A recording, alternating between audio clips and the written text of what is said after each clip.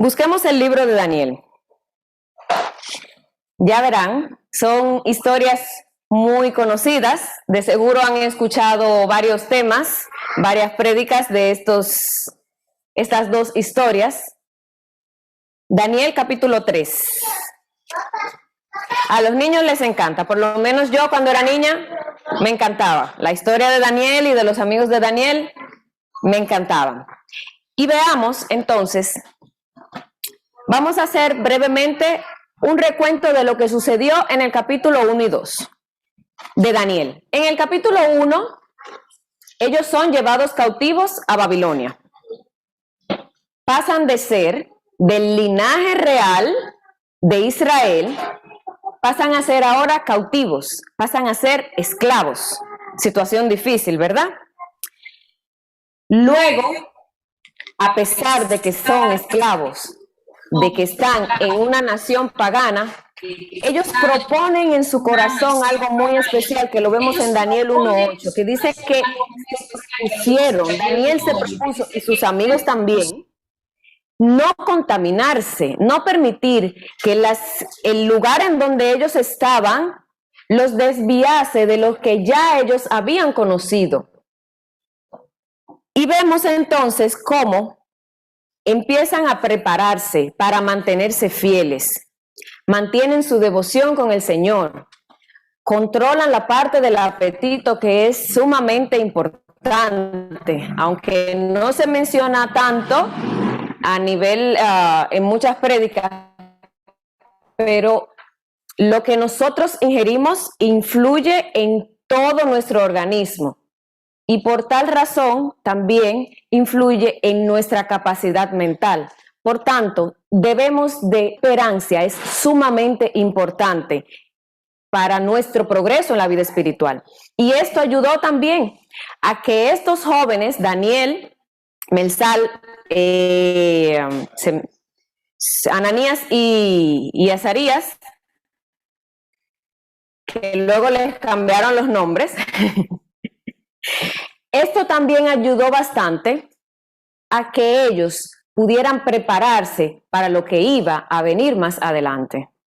Y luego vemos cómo en el capítulo 2, el rey Nabucodonosor tiene un sueño, esto le perturba, los sabios de su reino paganos no pudieron ayudarlo y pues él manda a matar, a eliminar a todos los sabios. Dentro de estos ya estaban Daniel y sus amigos. ¿Por qué? Porque al haber sido hallados inteligentes, al ello haberse preparado, al haberse puesto en las manos de Dios en todo momento, esto les ayudó a progresar en el lugar en donde estaban.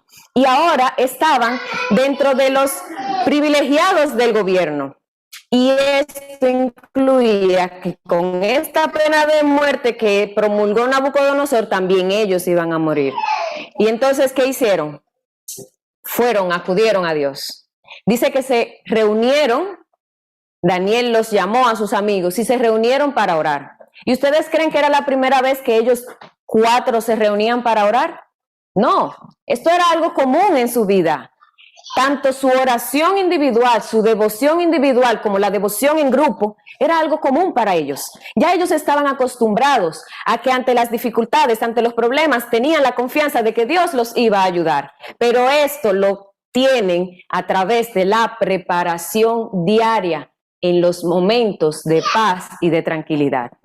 Y podemos ver en el capítulo 2, verso 49, luego de que Dios le revela a Daniel todo el sueño, él se lo hace saber a Nabucodonosor. Nabucodonosor reconoce que es el Dios de los hebreos, el Dios que tiene poder. Vemos entonces que Daniel es colocado dentro de los principales del gobierno y solicitó entonces, dice en el capítulo 2, verso 49, solicitó y obtuvo del rey que pusiera sobre los negocios de la provincia de Babilonia a Sadrach, Mesach y Abednego, que le habían cambiado los nombres a sus amigos, y Daniel estaba en la corte del rey.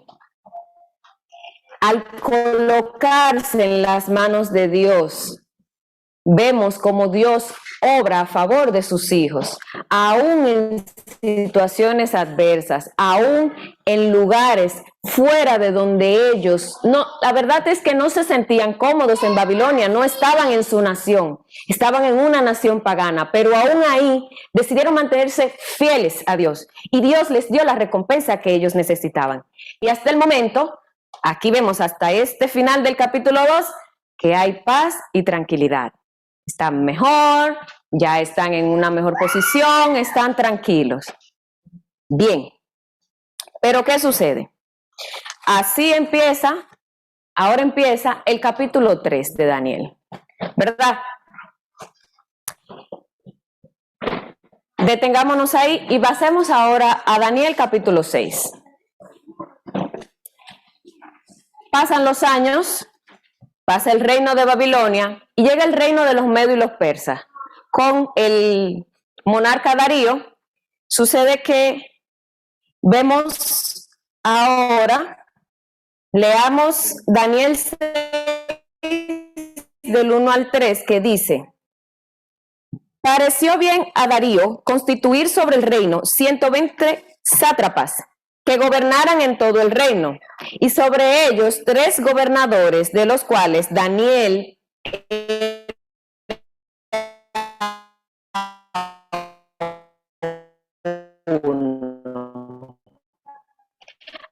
a quienes estos sátrapas dieran, pero Daniel mismo era superior. El rey pensó en ponerlo sobre todo el reino. Vemos aquí otra situación en la que también Daniel tiene paz, tiene tranquilidad, está progresando, está prosperando, ¿verdad? Pero ¿qué sucede? Que lamentablemente, como nos dice Primera de Pedro 5:8, tenemos un adversario, tenemos un enemigo que anda como león rugiente buscando a quien devorar. Y por eso, ahí mismo en Primera de Pedro 5:8, lo primero que se nos exhorta es a ser sobrios y velar. Y encontramos también en estas dos historias, vamos a ver un común denominador que desata el conflicto en la vida de los hijos de Dios, y es el orgullo y la vanagloria de los que no sirven a Dios, de los hombres que no se ponen en las manos de Dios. Y Satanás entonces muchas veces utiliza a las personas para hacernos pasar por momentos y circunstancias difíciles. Y en los tiempos de Daniel fue así. Y esto, lamentablemente, ahora en los tiempos que estamos, no es diferente. En 2 de Timoteo 3, del 1 al 5, vamos a buscarlo. 2 de Timoteo 3, del 1 al 5.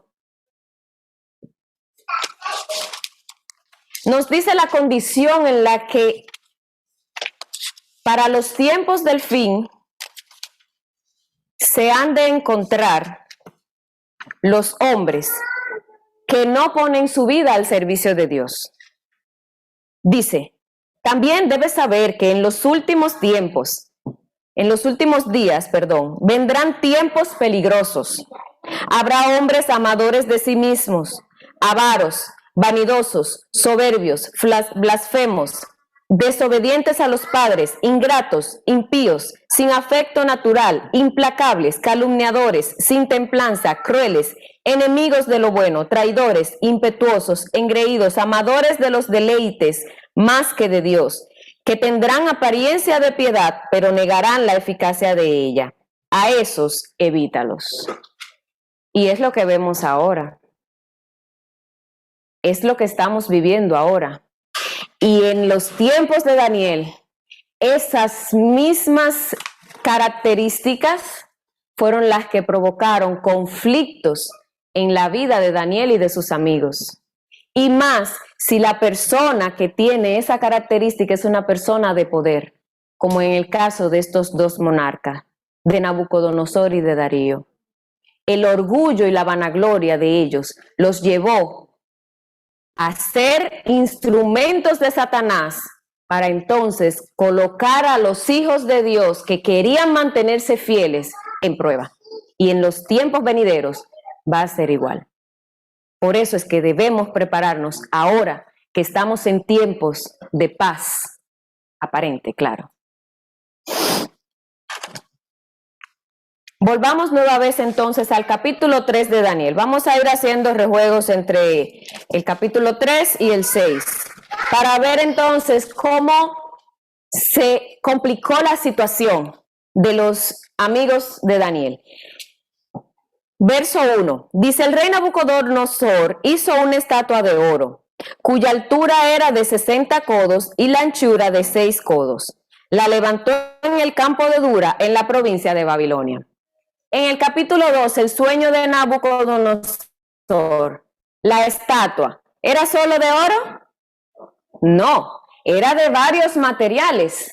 Tenía oro, tenía plata, tenía bronce, tenía hierro y tenía barro y hierro en los pies. Iban degradándose los materiales. Sin embargo, ¿cómo es esto? Que Nabucodonosor hace una estatua, según la que vio en el sueño, de oro completo. Si el oro era solo la cabeza, en su sueño, en lo que verdaderamente iba a suceder. Y no solo eso, cada elemento de estos, cada material, simbolizaba un reino diferente que vendría. Sin embargo, Nabucodonosor hace la estatua completa. Bueno, está más adelante la imagen. Hace la estatua completa de oro, simbolizando ¿qué? Intentando simbolizar ¿qué? Pues veamos. En el libro de Profetas y Reyes, en el capítulo 41, la página 369 nos dice: después de esto, Nabucodonosor sintió por un tiempo la influencia de temor de Dios, después de que Daniel les revelara el sueño.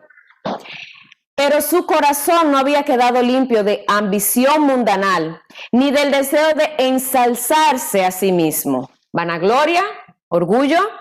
La prosperidad que acompañaba su reinado le llenaba de orgullo.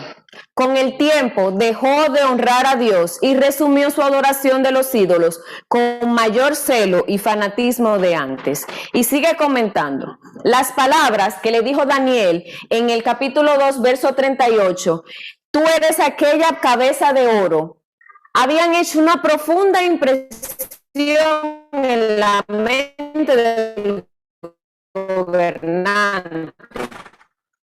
Los sabios de su reino, entonces, valiéndose de esto y de su regreso a la idolatría que había visto en su sueño, y que la levantase donde todos pudiesen contemplar la cabeza de oro, que había sido interpretada como símbolo que representaba su reino.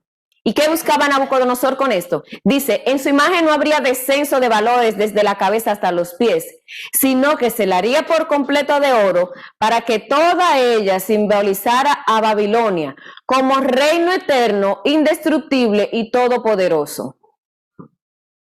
Vemos aquí cómo el hombre quiere tomar el lugar de Dios, cómo este monarca, un hombre, Nabucodonosor, quiere tomar el lugar de Dios y decir, no, lo que Dios dijo en el sueño no es así, no, es como yo diga, Babilonia será eterno, indestructible y todopoderoso. El orgullo y la vanagloria de los hombres, en especial los hombres que tienen algún poder aquí en el mundo, provocará grandes conflictos y grandes pruebas para los hijos de Dios.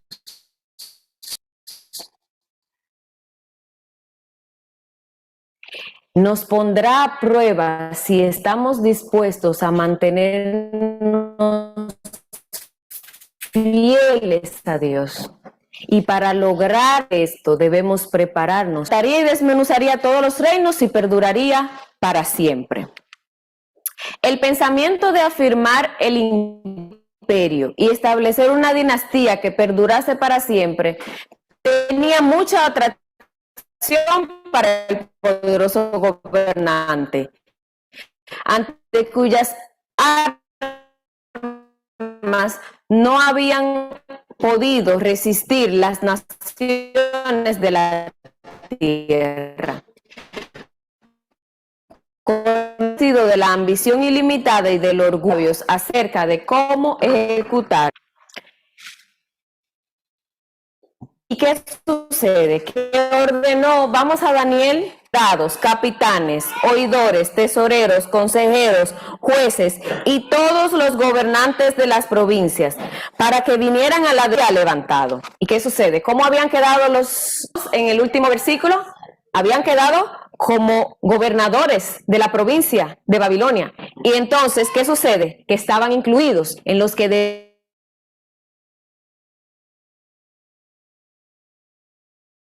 dice la palabra de Dios. ¿Qué habían aprendido estos jóvenes de sus padres mientras estaban aún en Israel? Que solo ante Dios uno debe postrarse, que solo a Dios debe ser nuestra adoración. Sin embargo, su fe estaba puesta a prueba. Le estaban pidiendo que se arrodillara ante una estatua, ante una imagen, ante alguien, algo que no es. El capítulo 4 dice que, el verso 4, perdón, Daniel 3, verso 4, y el pregonero anunciaba en alta voz. Verso 5, el salterio, la zampoña y todo instrumento de música, os postréis y adoréis la estatua de oro que el rey Nabucodonosor ha levantado. Y cualquiera que no se postre y adore, inmediatamente será echado dentro de un horno de fuego ardiente. Había una pena de muerte ante el que no se postrara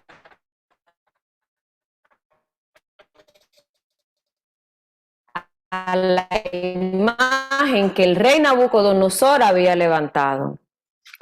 Esto no provocó ningún temor, ninguna variación, ninguna duda ante mantenerse fieles a estos tres jóvenes, a estos hijos y siervos de Dios. Y entonces vemos que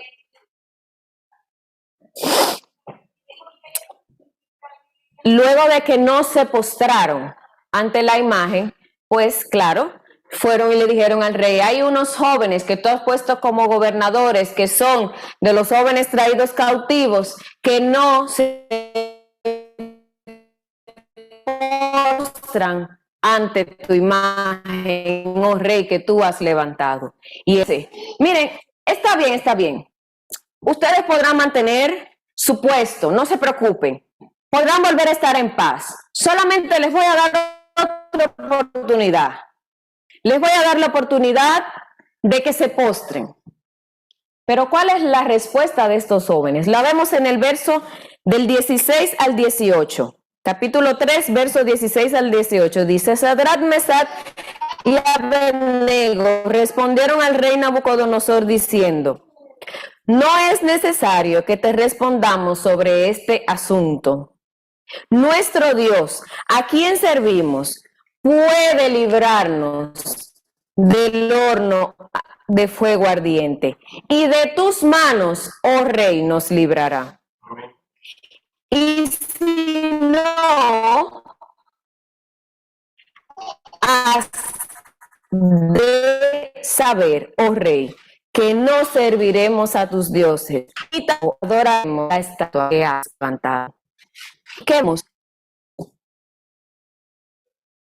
A estos jóvenes, ¿qué atributos vemos en estos tres jóvenes? Vemos una fe inquebrantable. No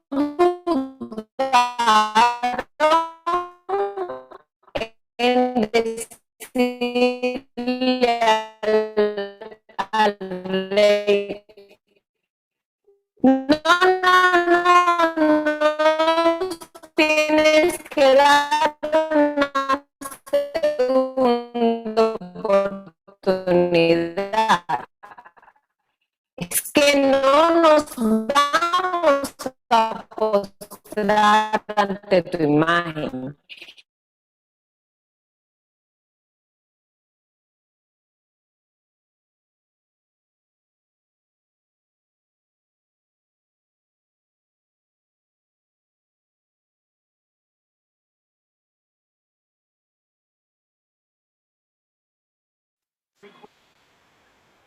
Y entonces, ahí vemos cómo cuando nosotros nos preparamos, cuando tenemos esa íntima relación con Dios, una relación personal, cercana, constante con nuestro Dios, podemos desarrollar estos atributos que ante las dificultades que vienen, mis hermanos, las dificultades que se avecinan más adelante, podremos mantenernos firmes y podremos decir y hacer frente, no le fallaremos a nuestro Dios. Y aunque no nos libre en este momento, sabemos que tenemos la salvación. Y eso es lo que Dios quiere, que nos preparemos ahora, porque vienen momentos difíciles como los que pasaron estos jóvenes. Por ahora no tenemos pena de muerte, pero llegará el momento y estaremos preparados para actuar como estos jóvenes, para actuar como estos siervos de Dios. Ahora volvamos otra vez a Daniel capítulo 6. ¿Se fue? Tendría que compartirla otra vez, a ver. Aquí.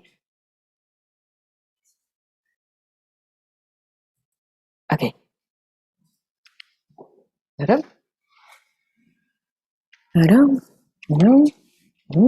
Bueno, pues la pasamos por aquí. Bien. Allá. Oye, abramos otra vez Daniel capítulo 6. Y veamos entonces. A principio de este capítulo quedamos en que Daniel era uno de los 3 principales del pueblo, sobre el reino de los medos y los persas, y que Daniel dentro de estos 3 era el que más sobresalía. Pero ¿qué sucede? Que entonces vemos que los gobernadores, en el verso 4 dice que los gobernadores y sátrapas buscaron ocasión para acusar a Daniel en lo relacionado con el reino, pero no podían hallar motivo alguno o falta, porque él era fiel y ningún error ni falta hallaron en él. Qué maravilla que se diga que somos fieles en los ámbitos comunes de nuestra vida, que no hay error ni falta, que nos mantenemos con la ayuda de Dios, haciendo las cosas de manera íntegra. Eso se decía de Daniel. Y no encontraban cómo van a hacerle quedar mal delante del rey. Pero, a ver, ¿qué motivó a los demás gobernadores a tenderle la trampa a Daniel? La envidia que le tenían a Daniel. Habrán personas que van a envidiar los puestos que nosotros tenemos, que podremos llegar a tener. Van a envidiar las situaciones buenas en las que nos encontremos. Van a envidiar las bendiciones que Dios nos da en nuestra vida. Pero en vez de acercarse a nosotros y preguntarnos de qué forma logramos, de qué forma, en vez de estos gobernadores acercarse a Daniel y preguntarle, ¿de qué forma es que logras tener sabiduría? ¿De dónde obtienes esa sabiduría? ¿De dónde obtienes tu forma de actuar? En vez de hacer esto, lo que hacen es querer tumbar a Daniel. Si digo algunas expresiones de mi país, me disculpan, es que no tengo mucho tiempo aquí y puede que algunas cosas no las entiendan. Pero lo que querían era quitar a Daniel de ahí para ellos ser los que ocuparan el puesto de Daniel. Y llegarán momentos en los que la envidia de muchas personas harán eso también con nosotros. Y entonces ellos le proponen al rey que promulgue un decreto en el cual solamente se podría adorar al rey durante un tiempo determinado. No podría hacerse ningún otro tipo de adoración. Pero ¿qué sucede? Que Daniel estaba acostumbrado, como vamos a ver, a orar cada día, 3 veces al día, levantar su oración, mantenerse en constante oración a Dios. Y vemos entonces que el monarca Darío accedió a la sugerencia que estos gobernadores le hicieron. ¿Y por qué accedió a esta sugerencia? Por el común denominador que ya les dije, la vanagloria y el orgullo de los hombres. dijo, oh, sí, cae bien esta idea de que me adoren solo a mí. Claro que sí, yo soy el monarca, yo soy el rey de este mundo.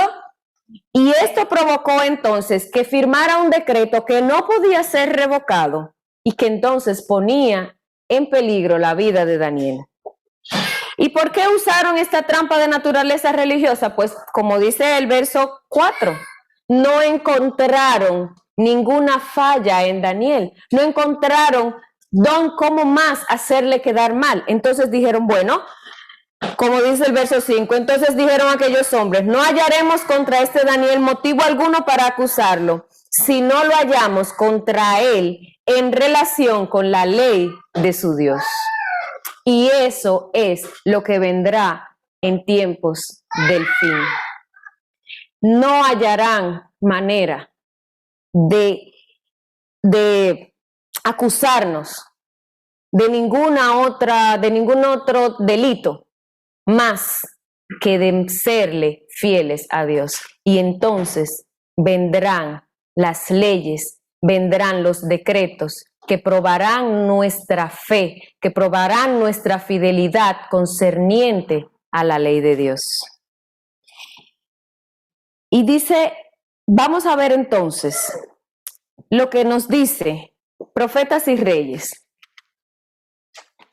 Aquí vemos a Daniel,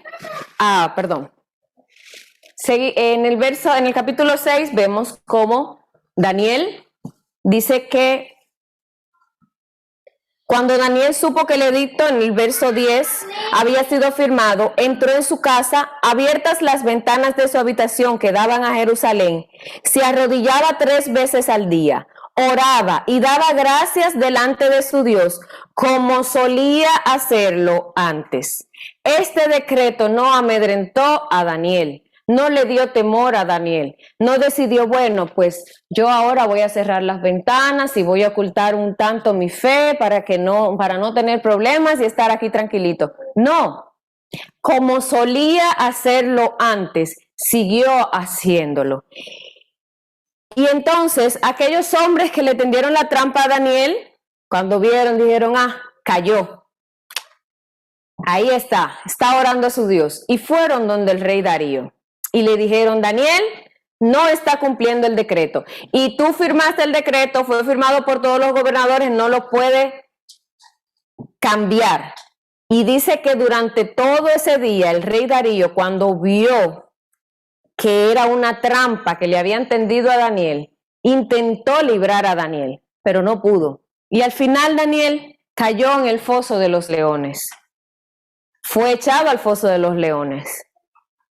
Pero Dios envió su ángel poderoso y libró a Daniel. Cerró la boca de los leones y lo libró en ese momento de la muerte. Y esto fue veamos por qué el Señor, nos dice la sierva de Dios en Profetas y Reyes, por qué el Señor decidió actuar de esta forma y librar a Daniel. Dice que vemos que los enemigos del profeta contaban con la firme adhesión de Daniel a los buenos principios para que su plan tuviese éxito. Y no se habían equivocado, no se equivocaron. Ellos contaban con que Daniel siguiera orando a su Dios como mismo solía hacerlo, y así mismo fue. Él reconoció prestamente el propósito, Daniel reconoció y se dio cuenta el propósito maligno que habían tenido al fraguar el decreto, pero no cambió su conducta en un solo detalle. ¿Por qué dejaría de orar ahora, cuando más necesitaba hacerlo? Antes estaba dispuesto a renunciar a la vida misma que a la esperanza de ayuda que hallaba en Dios. Vemos cómo ya Daniel se había preparado. Estaba preparado para la situación que viniera. Y en el momento difícil, pues, mucho más se agarró del Señor. Y dice que Daniel cumplía con calma sus deberes como presidente de los príncipes y a la hora de la oración entraba en su cámara y con las ventanas abiertas hacia Jerusalén, según su costumbre, que no fue nada nuevo, era algo que ya Daniel estaba acostumbrado a hacer, ofrecía su petición al Dios del cielo. No procuraba ocultar su acto, aunque conocía muy bien las consecuencias que tendría su fidelidad a Dios. su ánimo no vaciló. Y sigue diciendo, en la página 397 de Profetas y Reyes, en todos los casos en los cuales el rey tuviese derecho a ordenar, Daniel le obedecería. Pero ni el rey ni su decreto podían desviarle de su lealtad al Rey de Reyes. Nosotros también estamos dispuestos a que nada nos desvíe de nuestra lealtad al Rey de Reyes, pues si no nos preparamos ya, no lo lograremos. Sigue diciendo, la página 399 de Profetas y Reyes. Dios no impidió a los enemigos de Daniel que le echasen al foso de los leones. Permitió que hasta allí cumpliesen su propósito los malos ángeles que influyen sobre los hombres y los hombres impíos. Pero lo hizo para recalcar cuanto más liberación de su siervo y para que la derrota de los enemigos de la verdad y de la justicia fuese más completa. Muchas veces nosotros caemos en situaciones difíciles que no entendemos, pero Dios lo que busca es que la victoria final que nos ha de dar sea un testimonio mayor para los que no creen en Él, sea de bendición y que entonces la verdad y la justicia de Dios quede en alto, quede resaltada en nuestras vidas. Y sigue diciendo en la página 399, mediante el valor de un solo hombre que prefirió seguir la justicia antes de que las convivencias, o sea, antes que tener tranquilidad, paz, sosiego con todos los hombres aquí en el mundo, antes de mantenerse aquí en este mundo. Dice, Satanás iba a quedar derrotado y el nombre de Dios iba a ser alzado y honrado. En la página 400 del mismo libro de Profetas y Reyes dice, del relato de cómo fue librado Daniel, podemos aprender que en los momentos de prueba y lobreguez, los hijos de Dios deben ser precisamente lo que eran cuando las perspectivas eran halagüeñas y cuanto los rodeaba era todo lo que podían desear. Eso quiere decir que tanto en los momentos de dificultad, nosotros debemos mantenernos igual que cuando tenemos momentos de paz y sosiego. Y sigue diciendo, un hombre cuyo corazón se apoya en Dios será en la hora de su prueba el mismo que en la prosperidad, cuando sobre él resplandece la luz y el favor de Dios y de los hombres. La fe extiende la mano hacia lo invisible y se aferra de las realidades eternas. Y vemos entonces cómo por la fe y la fidelidad de Daniel, el nombre de Dios fue ensalzado. Porque cuando el rey Darío fue al otro día al foso de los leones a ver si Daniel seguía vivo, si Dios lo había librado, dice que luego de que fue sacado Daniel del foso de los leones, nos dice que en el verso 26 del capítulo 6 de Daniel, dice el rey Darío, de parte mía es promulgada esta ordenanza, que en todo el dominio de mi reino todos teman y tiemblen ante la presencia del Dios de Daniel, porque Él es el Dios viviente y permanece por todos los siglos. Su reino no será jamás destruido y su dominio perdurará hasta el fin. Él salva y libra y hace señales y maravillas. En el cielo y en la tierra Él ha librado a Daniel y hace señales y maravillas en el cielo y en la tierra. Él ha librado a Daniel del poder de los leones. Vemos como un monarca pagano, impío, a través de la fidelidad de este solo hombre, llegó a promulgar un decreto ante todo su imperio, que eran todas las naciones que se conocían hasta ese tiempo, de que el único Dios verdadero era el Dios de Daniel, que salva, que libra, que hace señales y maravillas. Y vemos cómo la fidelidad de Daniel logró hacer que este monarca también decidiera reconocer a Dios como el Dios todopoderoso, el único Dios. Y eso también Dios nos pide, que nuestra vida, que nuestra fidelidad haga que las demás personas reconozcan que Dios es el único Dios. Actualmente en nuestro diario vivir también pasamos por situaciones y momentos difíciles, pero hasta ahora no hemos sido condenados a la cárcel o a la muerte. Así que el momento de reflexionar, mis hermanos, es ahora. ¿Nos estamos preparando para cuando este momento llegue? ¿Estamos desarrollando un vínculo tan estrecho con Dios que estaríamos dispuestos hasta perder nuestra vida por no faltarle al Señor? Pedimos poder del Espíritu Santo para que nos dirija cada día, para que moldee nuestro carácter y nos haga ser más semejantes a Cristo Jesús. ¿Estamos cuidando las avenidas del alma que son importantes, lo que vemos, lo que oímos, lo que comemos? ¿Mantenemos nuestra devoción diaria con Dios? ¿O por el contrario, hemos dejado que los afanes de este mundo nos agobien, nos ocupen y no nos dejen tiempo para Dios? Daniel y sus amigos eran gobernadores de un gran imperio, tenían responsabilidades, tenían trabajo, tenían ocupaciones, pero estas ocupaciones, estas responsabilidades no fueron una excusa para descuidar su relación personal con Dios. Y al mantener esa relación con Dios, entonces pudieron mantenerse fieles ante las dificultades.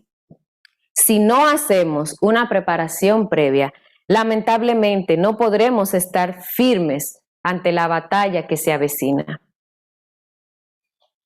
Satanás se está preparando para la batalla final contra los hijos de Dios.